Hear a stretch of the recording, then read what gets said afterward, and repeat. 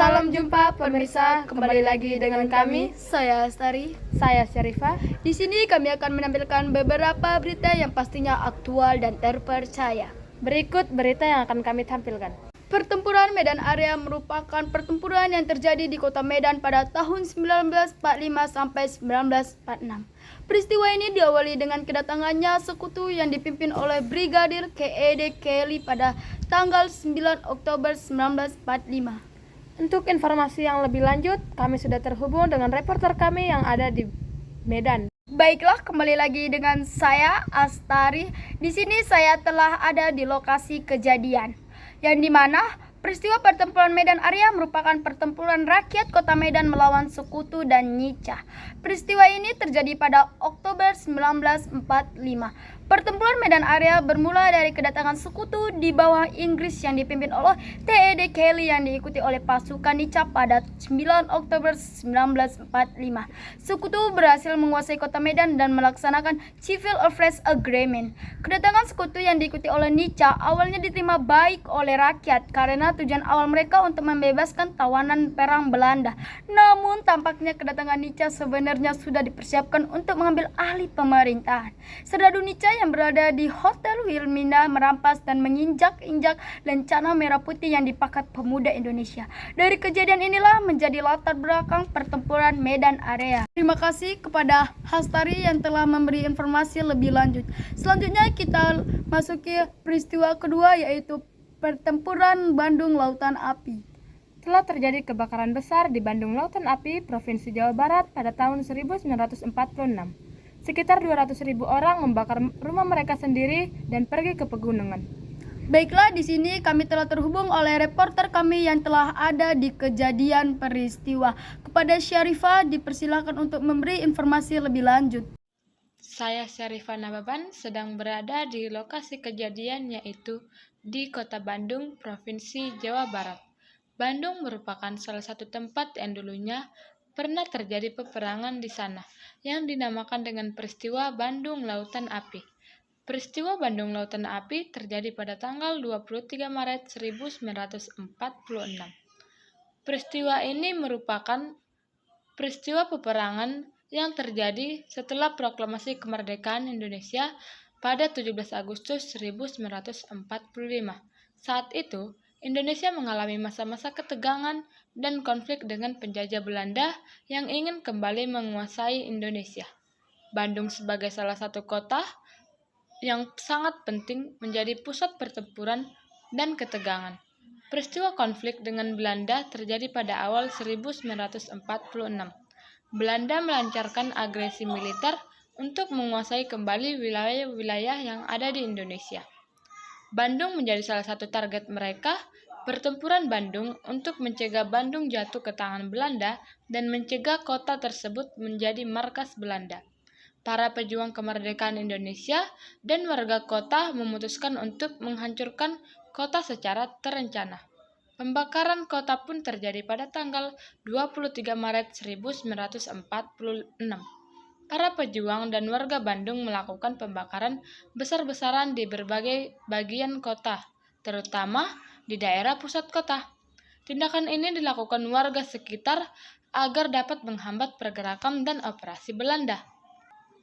Adapun dampak kerusakan dari pembakaran kota Bandung ialah rusaknya gedung-gedung, rumah, dan fasilitas umum, serta terjadinya pengungsian dan korban warga Bandung yang terpaksa mengungsi akibat kebakaran dan pertempuran. Luka-luka ini menjadi bukti bahwasannya luka-luka akibat konflik tersebut pengaruh pada perjuangan yang menegaskan tekad dan semangat Luka-luka akibat konflik tersebut pengaruh pada perjuangan ini menegaskan tekad dan semangat perjuangan bangsa Indonesia dalam merebut kemerdekaan dari penjajah Belanda. Peristiwa Bandung Lautan Api merupakan salah satu simbol keberanian dan pengorbanan rakyat Indonesia dalam memperjuangkan kemerdekaan Indonesia. Walaupun menimbulkan banyak kerugian besar, tindakan tersebut dianggap sebagai langkah yang strategis dalam memperjuangkan melawan penjajah Belanda. Demikianlah informasi yang dapat saya sampaikan. Baiklah, terima kasih kepada Syarifah yang telah memberi informasi lebih lanjut. Selanjutnya kita masuki berita ketiga, yaitu peristiwa Ambarawa. Peristiwa Ambarawa terjadi di Kota Semarang pada tanggal 20 Oktober sampai dengan 15 Desember tahun 1945. Peristiwa ini dilatar belakangi karena kedatangan Belanda ke Kota Semarang. Baiklah, informasi lebih lanjut akan dijelaskan oleh reporter kami Pioni yang telah ada di lokasi kejadian. Kepada Pioni kami persilakan lebih lanjut. Terima kasih kepada Syarifah dan Astari yang sudah memberikan saya izin untuk memberitakan berita lebih lanjut. Di sini saya akan memberitakan pertempuran Ambarawa yang terjadi pada tanggal 20 Oktober sampai 15 Desember pada tahun 1945. Pertempuran yang terjadi antara Tentara Nasional Indonesia yang baru saja dibentuk dan Angkatan Darat Britania Raya dengan pasukan Belanda yang terjadi dalam 20 Oktober 1945 dan 15 Desember 1945 di Kabupaten Semarang dan Kabupaten Magelang di Jawa Tengah. Indonesia mungkin serangan Indonesia yang paling sukses dalam Revolusi Indonesia. Serangan ini memperketat kontrol Britania Raya dan Belanda di wilayah Magelang dan Semarang menjadi hanya kota Semarang di zaman modern. Baiklah, terima kasih kepada Pioni yang telah memberi informasi lebih lanjut. Selanjutnya kita masuk ke berita keempat, yaitu peristiwa Surabaya. Pertempuran Surabaya terjadi pada tanggal 10 November 1945. Pertempuran ini adalah perang pertama antara pasukan Indonesia dengan pasukan sekutu setelah proklamasi kemerdekaan Indonesia. Baiklah, berita lebih lanjut akan dijelaskan oleh reporter kita, yaitu Tripena yang telah ada di lokasi kejadian. Kepada Tripena kami persilakan lebih lanjut. Terima kasih kepada Syarifah dan Hastari yang telah mengizinkan saya untuk melanjutkan video tersebut. Pertempuran Surabaya. Pertempuran Surabaya merupakan pertempuran antara pasukan pejuang Indonesia yang diorganisasi oleh mantan pasukan anggota pembela tanah air yang dibentuk oleh pasukan Jepang dan polisi istimewa di waktu masa pendudukan Jepang di Indonesia yang dulunya Hindia Belanda. Pada saat itu, yang bertujuan untuk mencegah pasukan sekutu pasca Jepang menyerah tanpa syarat kepada sekutu di Perang Pasifik yang mendarat di Surabaya yang terdiri dari pasukan Kekaisaran Britania. Dengan sukarela, pemakmuran Britania yakni Angkatan Darat India Britania dengan mendapat dukungan khusus oleh tentara Kekaisaran Belanda. Puncak terjadi pada tanggal 10 November 1945. Pertempuran ini adalah perang pertama pasukan Indonesia dengan pasukan sekutu setelah proklamasi kemerdekaan Indonesia dan pertempuran terbesar dan terberat dalam sejarah revolusi nasional Indonesia yang menjadi simbol nasionalisme atas perlawanan Indonesia terhadap kolonialisme dan imperialisme. Usai pertempuran ini, dukungan rakyat Indonesia dan dunia internasionalisme terhadap pejuang kemerdekaan Indonesia makin kuat. 10 November diperingati setiap tahun sebagai Hari Pahlawan Indonesia. Terima kasih kepada Tripena yang telah memberi informasi lebih lanjut. Ke saya Astari. Saya Syarifah. Kami selaku reporter izin mengundurkan diri dan akan dilanjutkan oleh reporter selanjutnya. Pertempuran Makassar. Pertempuran Makassar merupakan salah satu peristiwa penting dalam sejarah perjuangan bangsa Indonesia melawan penjajahan, khususnya pada masa kolonial Belanda. Pertempuran ini menandai perlawanan keras masyarakat Makassar untuk mempertahankan kedaulatan wilayahnya dari penguasaan asing. Pertempuran Makassar terjadi pada abad ke-17 saat Belanda melalui VOC berusaha menguasai wilayah di Sulawesi Selatan yang kaya akan sumber daya alam dan strategi secara geopolitik.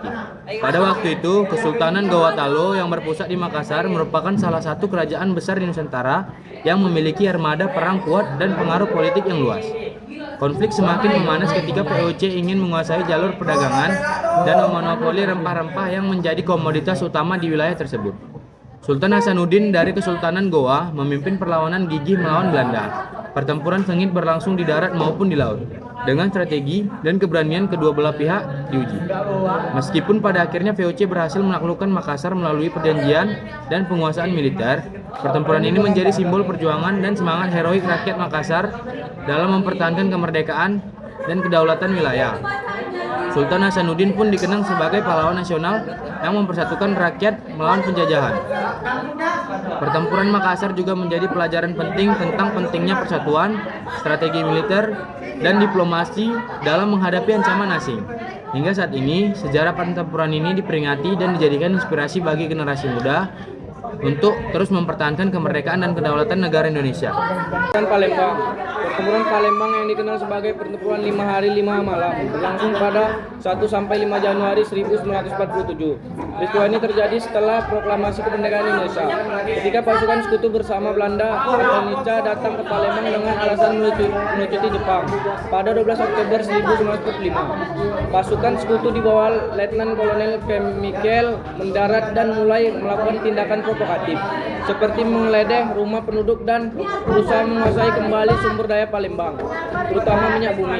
Akhir Desember 1945, Belanda mulai menghalangi jalur pelayaran di Palembang, dan ketegangan memuncak pada 28 Desember setelah seorang anggota Laskar Napindo Nungci ditembak Belanda. Tanggal 1 Januari 1947 dini hari, pertempuran besar pecah akibat pelanggaran garis demarkasi oleh Belanda. Pertempuran sengit terjadi berbagai penjuru kota, terutama di Palembang Hilir. Pasukan Indonesia yang terdiri dari Tentara Republik Indonesia atau TRI, Batalion Geni, serta Laskar Rakyat, dengan dukungan pasukan dari Lampung dan Lahar, melawan serangan Belanda di darat, laut, dan udara. Pertempuran berlangsung hingga 4 Januari 1947, menyebabkan kerusakan parah di kota Palembang. Pada 5 Januari, pertempuran mereda karena kedua belah pihak kehabisan logistik dan amunisi. Terima kasih. Pertempuran Margarana. Pertempuran Margarana terjadi pada 20 November 1946 di Desa Marga, Tabanan, Bali. Pertempuran ini dipimpin oleh Letkol 1 Gusti Ngurah Rai bersama pasukan Ciung Wanara yang berjumlah sekitar 96 orang. Latar belakang peristiwa ini adalah usaha Belanda untuk kembali menguasai Indonesia dengan membentuk negara boneka. Salah satunya negara Indonesia Timur, hasil konferensi Denpasar. Rakyat Bali menolak, sehingga Satu Gusti Ngurah Rai melakukan perlawanan bersenjata. Pada hari ini, pertempuran pasukan Belanda yang berjumlah ribuan dengan persenjataan modern menyerang pasukan Ciung Wanara. Walaupun jumlah dan persenjataan tidak seimbang, I Gusti Ngurah Rai dan seluruh pasukannya bertekad melakukan perang habis-habisan dan atau puputan. Pertempuran berlangsung sengit hingga akhirnya seluruh pasukan Ciung Wanara gugur bersama I Gusti Ngurah Rai.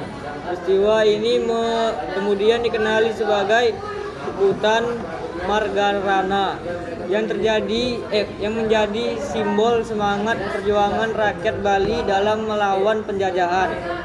Atas jasa dan pengorbanannya, I Gusti Ngurah Rai dianugerahi gelar pahlawan nasional dan namanya diabadikan sebagai Bandara Nasional I Gusti Ngurah Rai di Bali. Terima kasih telah memberi informasi lebih lanjut.